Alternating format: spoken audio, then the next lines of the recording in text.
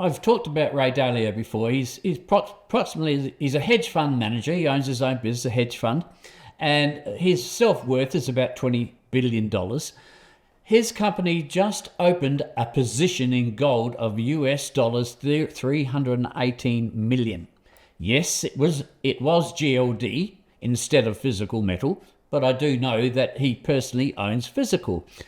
Why, in your opinion, has one of the world's largest investors taken this position of 318 million US dollars in gold? There are two possible answers to that. I don't know Ray Dalio as an individual. I've never met him. But, either he sees a trend and he thinks, I've got to buy that trend, or alternatively, he actually sees a lot of the dangers that we've been talking about and thinks that he should hedge that. So he's behaving, if you like a central bank, in the sense that central banks have been adjusting their reserves away from fiat currencies, and particularly the dollar, in favor of physical gold. Now, I suppose he could rush out and buy physical gold for his hedge fund, but bear in mind that physical gold is not a regulated investment. So, that's something which, his hedge fund, he will have people invested in his hedge fund who have compliance officers because they are part of the investment establishment. And you probably find that, he takes the view that, it's far easier for his investors to condone ownership of GLD than owning physical gold because of the regulatory position. I think you're right to point out that he apparently personally owns gold, but in physical form. And I think that's probably the more important point. It rather indicates that he does have a pretty good understanding of what the dangers are that lie ahead, and is acting rather like a central banker, not in the Western system, thinking, these dollars and all the rest of it, I don't know, that nice Mr. Putin we saw back at the International Forum in 2022 told us that the West had robbed him of his currency, and by the way, if you've got any gold stored with them, I'd get it out. So there's this sort of understanding, if you like, of the difference between fiat currency and gold. And I think that understanding is spreading from the top down. If you've got a $20 billion hedge fund manager, then he is by definition closer to the top than, let us say, the bulk of the investment management industry. So I would expect more and more people in the investment management industry to begin to understand the dangers inherent in fiat currencies. And this will particularly be the case, I think, when bond yields start rising, because that's going to change every investor's arithmetic. It really is. And as I pointed out already, you look at what's happening with base metals. They've already started rising. The best performing top 5 commodities through the whole space, if you like, including softs and all the rest of it, have been base metals. Okay, I'm including platinum and palladium as base metals. But let's say non-monetary metals. This idea of precious metals, I think, is a nonsense concept, actually. This is already beginning to happen.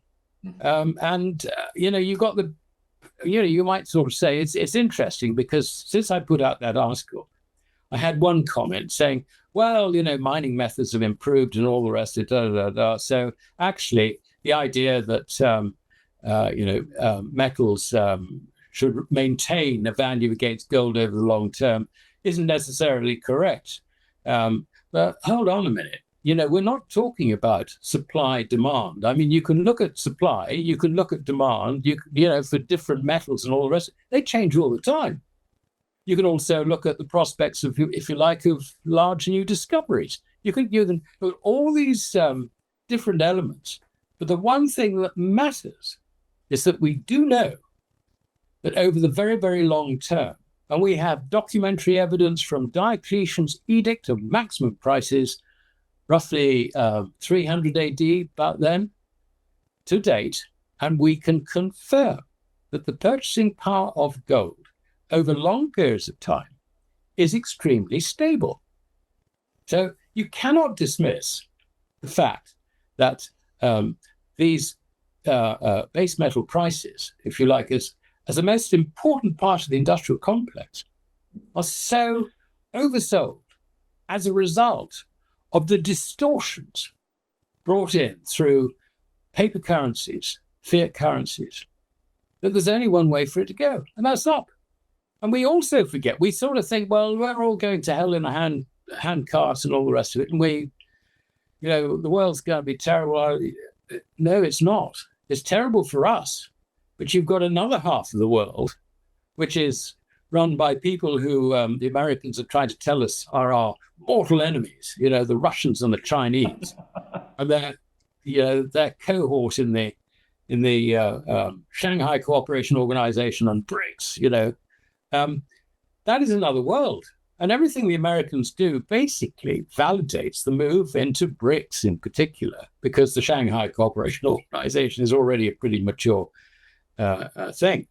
And if you look at it, already you've got 70% of the world's population in that grouping. And if you look at GDP, global GDP, and on a purchasing power parity basis, that's already 40% of the world's GDP. And this is a rapidly industrializing group. And, you read our press, you wouldn't think they exist. It does.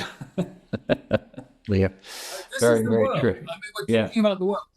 So the idea that, Macleod says that this is like 1929 with Smoot-Hawley, and so there's going to be a huge, great slump. So the price of everything is going to collapse. I mean, even against gold. Okay. Now, this is completely misunderstands things in a global context. It's us that are sinking, not the rest of the world. And that's the important point. There will continue to be accelerating demand for metals. So I would say that the return to the same price levels that we saw in the year 1900, I would have thought is measured in gold, I think is probably a baseline, because of all this industrialization that's got to occur in the majority of the world's population. They've got a huge catch-up. I mean, in GDP terms, you're going to be seeing, forget my dislike of GDP as a measure of economic progress. You're going to be seeing, India growing 10%, Sub-Saharan Africa growing 10+%, and all the rest of it in real terms. I mean, that is where all the action is. It's not with us anymore. We're sitting here sort of thinking, we're behaving like lazy fat cats. I mean, really are, in economic terms. Yeah, it's just crazy. Yeah, absolutely crazy. And, the Americans try and rescue their declining production through tariffs. I mean, everything that we do, if you like, in the West, just makes things worse for us and good for the rest of the world. And that, please understand that. Tell your politicians. Yeah, before Darryl takes over, I must admit I continue to go back to our manufacturing days. You talk about Henry Ford and the Ford Motor Company, the Ford Motor Car back then in 1908, I think it was. And, we're talking about 18 ounces of gold because it was a gold standard and that's what it cost, $360, but it was 18 ounces of gold. And you have a look at a motor car made in Australia, if they still did make them in Australia, it finished 5 years ago. But if they made it today, it would be between 11 and 12 ounces. In 110 years, we dropped the price of a motor car being built from 18 ounces to 12 ounces in 110 years. But not in currency, we didn't. It's up over 10,000%. So, yeah, we would still have, as much as I like the business, I didn't love it, but I like the business, we would still have manufacturing in this country for the if we're under if gold was money and nothing else.